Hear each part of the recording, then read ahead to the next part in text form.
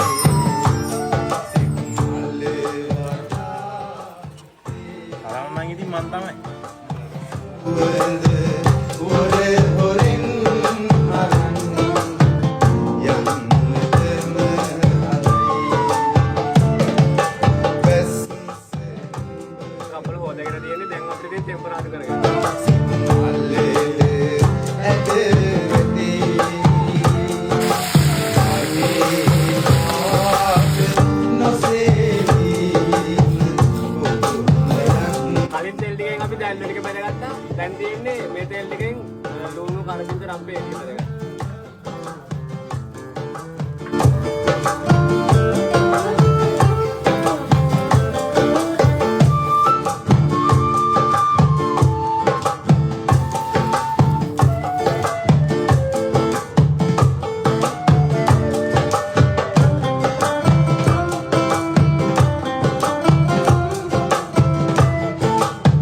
දැල්ල එක හදාගෙන ඉවරයි. දැන් අපිට තියෙන්නේ බාස්මති හාලෙන් බත් එක හදාගන්න.